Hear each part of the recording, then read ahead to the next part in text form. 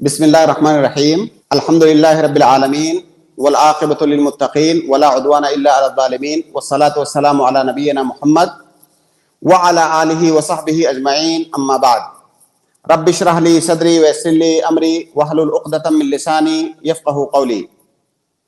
محترم ناظرین، میاں بیوی کے حقوق کے سلسلے میں ہماری بات ہو رہی ہے۔ بیویوں کے جو حقوق ہیں شوہروں کے اوپر، سب سے پہلے ہم نے تفصیل کے ساتھ ان حقوق پر بات کی۔ ان سے متعلق بہت سارے مسائل، خاص طور سے وہ مسائل جو ہمارے سماج اور معاشرے میں عام طور سے پیش آتے ہیں، ان پر ہم نے بات کیا۔ اس کے بعد ہم نے رخ کیا شوہروں کے حقوق کا، کہ بیویوں کے اوپر شوہروں کے کون کون سے حقوق ہیں جن کا ادا کرنا بیویوں کے لیے واجب ہے۔ پھر اسی پر ہماری بات کئی ہفتوں سے لگاتار چل رہی ہے۔ آج بھی انشاءاللہ شوہروں کے حقوق سے متعلق ایک مسئلے کا ہم یہاں پر ذکر کریں گے۔ وہ مسئلہ یہ ہے، یہ بیوی کے لیے جائز نہیں ہے کہ بغیر کسی مقبول سبب، بغیر کسی مقبول عذر کے اپنے شوہر سے وہ طلاق کا مطالبہ کرے۔ اگر وہ طلاق کا مطالبہ کرتی ہے تو یہ شوہر کے ساتھ زیادتی ہے، اس کے حق کے ساتھ یہ زیادتی ہے۔ اللہ کے نبی صلی اللہ علیہ وسلم کی حدیث ہے کہ ایما امرأۃ سألت زوجها الطلاق فی غیر ما بأس فحرام علیہا رائحۃ الجنہ۔ اس حدیث کا معنی یہ ہے کہ کوئی بھی بیوی، کوئی بھی عورت جو بغیر کسی مقبول سبب کے، جو بغیر کسی قابل قبول عذر کے اپنے شوہر سے طلاق کا مطالبہ کرتی ہے، طلاق کی فرمائش کرتی ہے، ایسی عورت کی سزا یہ ہے، اس کے لیے وعید یہ ہے، فحرام علیہا رائحۃ الجنہ، ایسی عورت پر جنت کی خوشبو حرام ہے۔ تو سامعین کرام، یہ مسئلہ کوئی معمولی مسئلہ نہیں ہے۔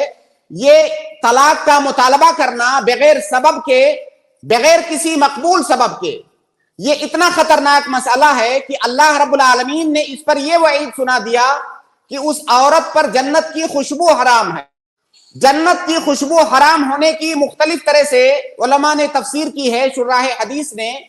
بعض لوگوں نے اس کا معنی یہ بتایا ہے کہ اگر اس نے بہت سارے نیک کام کیے ہیں، جن نیک کاموں کی وجہ سے جنت میں داخلے کی وہ مستحق ہے، لیکن اگر یہ گناہ اس نے کیا ہے تو اسے جنت میں دخول اولی نہیں ملے گی۔ جو لوگ جنت میں شروع میں داخل ہوں گے اسے دخول اولی نہیں ملے گی۔ بعض شراح حدیث نے یہاں تک اس کی شرح کی ہے کہ اسے جنت میں کبھی دخول نہیں ملے گا۔ بعض شراح حدیث نے کہا ہے کہ جنت میں اگر دخول ملے گا تو اس کی خوشبو نہیں ملے گی۔ بہرحال اس کا کوئی بھی معنی ہو، لیکن یہ بہت سخت وعید ہے ایسی عورت کے لیے جو اپنے شوہر سے بات بات پر طلاق کا مطالبہ کرتی ہے، بغیر کسی شرعی اور مقبول عذر کے اپنے شوہر سے وہ طلاق کا مطالبہ کرتی ہے۔ اور یہ بیماری سماج اور معاشرے کے اندر کثرت کے ساتھ پائی جاتی ہے، اور عورتیں اسے بہت معمولی چیز سمجھتی ہیں۔ کوئی بھی میاں بیوی کے درمیان معمولی مسئلہ ہو گیا، کوئی اختلاف ہو گیا، کوئی بات بیوی کو شوہر کی ناگوار گزری، فوراً جو ہے طلاق کا مطالبہ ٹھوک دیا کہ اگر ایسا نہیں کر سکتے تو مجھے طلاق دے دو۔ یہ اتنی خطرناک بات ہے کہ تمام نیک اعمال کرنے کے باوجود بھی جنت کی خوشبو ایسی عورت پر اللہ کے نبی صلی اللہ علیہ وسلم نے حرام بتلایا ہے۔ تو بغیر کسی شرعی سبب کے طلاق کا مطالبہ کرنے کا پہلا نقصان تو یہ ہے، جو سب سے بڑا نقصان ہے، اخروی نقصان، کہ ایسی عورت پر جنت کی خوشبو حرام ہے۔ اس کا دوسرا نقصان یہ ہے کہ اگر کوئی عورت اپنے شوہر سے طلاق کا مطالبہ کرتی ہے اور فرض کیجئے شوہر طلاق نہیں دیتا ہے، معاملہ بعد میں سلجھ جاتا ہے، تو کیا ایسی صورت میں یہ ممکن ہے کہ اس عورت کی زندگی خوشگوار گزرے اس شوہر کے ساتھ؟ خاص طور سے اگر وہ بار بار طلاق کا مطالبہ تکرار کرتی ہے اس کا، تو یہ شاید ممکن نہیں ہے کہ اس عورت کی زندگی اپنے اس شوہر کے پاس ایک خوشگوار ازدواجی زندگی گزر سکے جو عورت ہر بات پہ طلاق کا مطالبہ کرتی ہے۔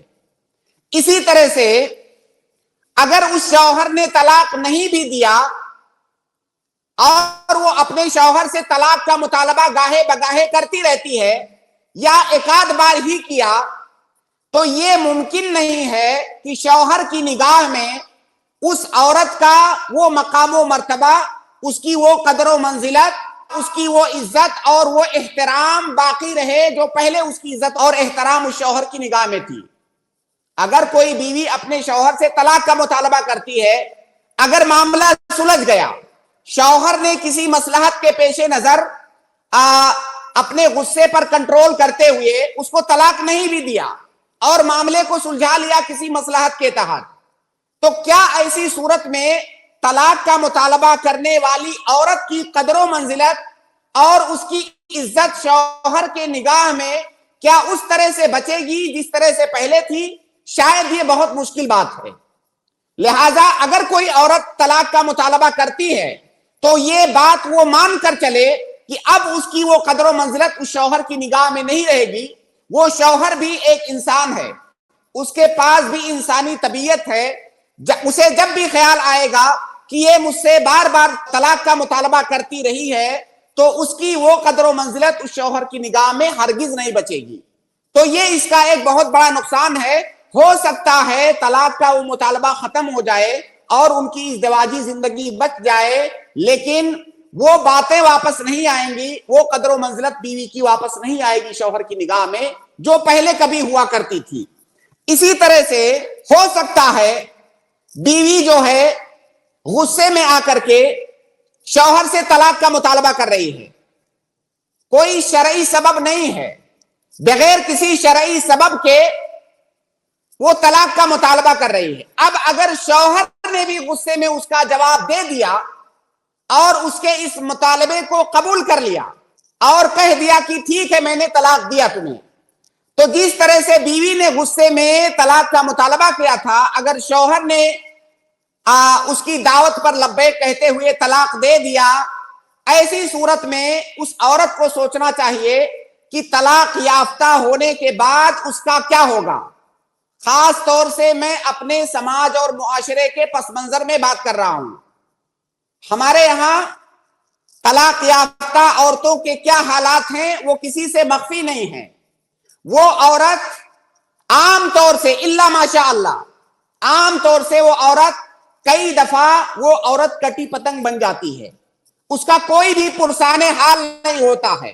وہی عورت جو کسی معمولی وجہ سے اپنے شوہر سے جس نے طلاق کا مطالبہ جو کرتی تھی اور اب جب اس کو طلاق مل گئی ہے تو وہ عورت اس کے سر پر جب کوئی صاحبان نہیں ہوتا ہے، پھر اس عورت کو احساس ہوتا ہے کہ شوہر کی جو نعمت اسے ملی ہوئی تھی اللہ رب العالمین کی جانب سے وہ غنیمت تھی۔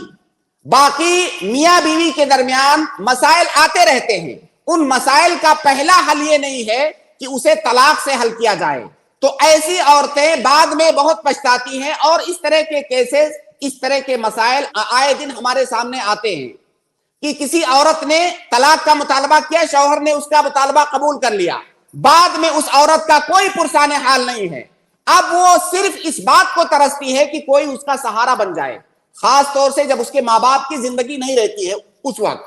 تو عورتوں کو یہ بات سمجھنی چاہیے کہ طلاق کا مطالبہ جہاں ایک جانب آخرت کے اندر اس کے لیے سخت وعید لیے ہوئے ہے، وہیں دوسری جانب جو دنیا کے اندر اس کے نقصانات ہیں، اس عورت کی زندگی پر جو اس کے نقصانات ہیں وہ بھی بہت خطرناک ہیں۔ لہذا کسی عورت کے لیے جائز نہیں ہے کہ بغیر کسی شرعی سبب کے وہ اپنے شوہر سے طلاق کا مطالبہ کرے۔ جیسے مثال کے طور پر میاں بیوی کے حقوق ہیں آپس میں جو ایک دوسرے کو ادا کرنے ہیں۔ اب اگر کوئی بیوی اپنے شوہر سے کسی ایسی چیز کا مطالبہ کر رہی ہے جو در حقیقت اس کا حق نہیں ہے، بہت سارے مسائل کا ہم ذکر کر چکے ہیں کہ بیویوں کے کون کون سے حقوق ہیں۔ اگر کوئی بیوی اپنے شوہر سے ایسی چیز کا مطالبہ کر رہی ہے جو شرعاً اس کا حق نہیں ہے، شوہر کے اوپر اس کو دینا واجب نہیں ہے، لیکن بیوی کیا سمجھ رہی ہے کہ یہ میرا حق ہے اور وہ حق نہیں ہے اس کا. اب شوہر جب اس کو دینے سے انکار کر رہا ہے تو بیوی سمجھتی ہے کہ میں مظلوم ہوں, اور جب میں مظلوم ہوں تو مولانا صاحب نے کہا تھا کہ جب شرعی سبب ہو تو طلاق مانگ سکتی ہو, تو جب میں مظلوم ہوں تو میں طلاق مانگ سکتی ہوں. لہذا شرعی سبب کیا ہے اس کا جاننا بھی ضروری ہے. ہو سکتا ہے عورت جس کو شرعی سبب سمجھ رہی ہو, جس کو عذر سمجھ رہی ہو, وہ در حقیقت عذر ہو ہی نہ. جیسے کوئی عورت اپنے شوہر سے مال کا مطالبہ کرتی ہے اور شوہر اس کا نان و نفقہ تو دے رہا ہے لیکن اس سے اوپر وہ نہیں دینے کے لیے تیار ہے. اب بیوی سمجھتی ہے کہ میں مظلوم ہوں, ایسی صورت میں میرے لیے جائز ہے کہ میں خلا کا مطالبہ کر بیٹھوں. تو یہ شرعی سبب نہیں ہے. بیوی کہہ رہی ہے اپنے ماں باپ سے آپ دور ہو جاؤ, آپ ان کے پاس نہیں جا سکتے, اپنے رشتہ داروں سے آپ تعلق نہیں, یا تو میں یا تو فلاں.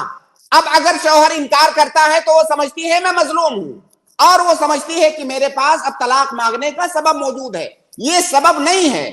سبب وہ ہے جب آپ کا کوئی حق مارا جائے, آپ کے ساتھ کوئی زیادتی کی جائے, تب یہ سبب ہے کہ آپ طلاق کا مطالبہ کر سکتے ہیں.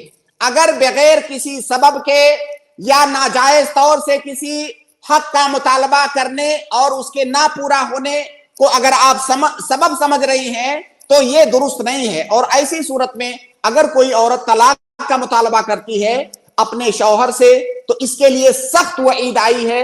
اللہ رب العالمین ہم سب کو دین کی صحیح سمجھ عطا فرمائے.